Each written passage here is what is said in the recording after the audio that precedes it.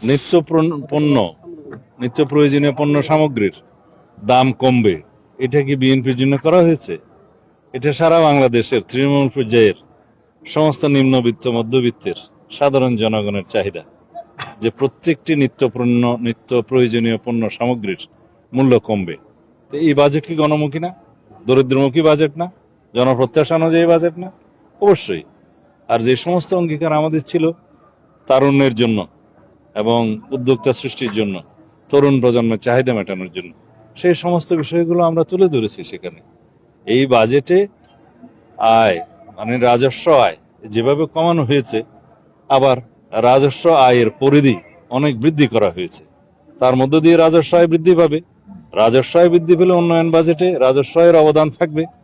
আর উন্নয়ন বাজেট সবসময় যদি আমরা ব্যাংক নির্ভর থাকি, ব্যাংক বরোইন করি এবং বৈদেশিক সাহায্যের উপর নির্ভর করি, তাহলে আমরা সারা জীবন নির্ভরশীলতা মধ্য দিয়ে যেতে হবে। আমরা গ্রাজুয়ালি এই 17 বছরের প্রায় ধ্বংসপ্রাপ্ত আর্থিক ব্যবস্থা এবং ব্যাংকিং ব্যবস্থার উপর দাঁড়িয়ে যে বাজেট আমরা 3 মাস 3.5 মাসের মধ্যে প্রণয়ন করতে পেরেছি, এটাই আমাদের কৃতিত্ব, মাননীয় প্রধানমন্ত্রীর কৃতিত্ব।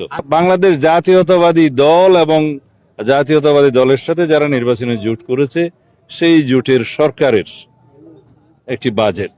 এটাকে যদি কেউ দলীয় বাজেট বলে, তাহলে আমি বলবো এই যে একটা গণতান্ত্রিকভাবে প্রতিষ্ঠিত সরকারকে যদি দলীয় বাজেটের জন্য দায়ী করা হয়, সেটা একটা নিকৃষ্ট মন্তব্য।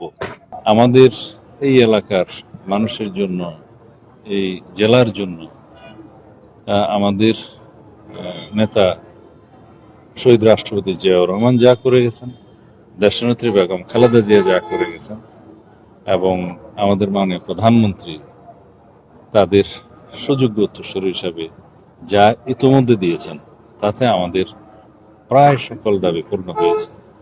আমি এই উপজেলার মানুষের চাহিদা মাফিক মাতামুহুরী নামে একটি নতুন উপজেলা সৃজন করার জন্য মাননীয় প্রধানমন্ত্রীকে অনুরোধ করেছিলাম। ইতোমধ্যে সেটা নিকার সভায় পাশ হয়েছে। স্বাভাবিকভাবেই সেই মাতামুহুরী উপজেলাতে একটা পুলিশের থানাও প্রতিষ্ঠা হবে একই আদেশ বলে। এবং পেকুয়া যে উপজেলা আমাদের নেত্রী দেশনেত্রী বেগম খালেদা জিয়া 2002 সালের প্রথম দিকে ভিত্তিপ্রস্তর দিয়েছিলেন, সেই উপজেলার বয়স আজকে 25 বছর পার হয়ে গেছে। সেই উপজেলায় ওই উপজেলার মানুষের প্রাণের দাবি পেকুয়া পৌরসভা প্রতিষ্ঠা করা, সেটাও এখন অনুমোদন হয়ে গেছে, প্রতিষ্ঠা হয়ে গিয়েছে। তারও তিনি ভিত্তিপ্রস্তর স্থাপন করবেন। মাতামুহুরী উপজেলা এবং মাতামুহুরী থানার ভিত্তিপ্রস্তর স্থাপন করবেন। আর এখানে একটি জনসভায় তিনি ভাষণ দিবেন, সেখানে আমরা আমাদের কথা বলবো, তাকে আমরা সম্বর্ধনা জানাবো এবং বাংলাদেশের মানুষের প্রত্যাশা অনুযায়ী আমরা যাতে সারা বাংলাদেশে আমাদের নির্বাচনী ইশতেহার অনুসারে আমাদের সমস্ত প্রতিশ্রুতিগুলো বাস্তবায়ন করতে পারি, মাননীয় প্রধানমন্ত্রী সেই ব্যাপারে সবার উদ্দেশ্যে কথা বলবেন, সহযোগিতা চাইবেন।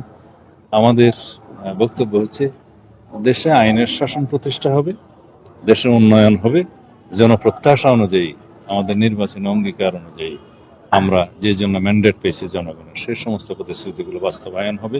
এভাবে আমরা ধীরে ধীরে বাংলাদেশকে একটি উন্নত রাষ্ট্রে পরিণত করবো ইনশাআল্লাহ। এদেশের মানুষের প্রত্যেক মানুষের 2 হাতকে কর্মের হাত হিসেবে প্রতিষ্ঠিত রূপান্তর করা হবে, এটাই আমাদের ইচ্ছা, আমাদের জনগণের প্রত্যাশা এবং আমাদের অঙ্গীকার।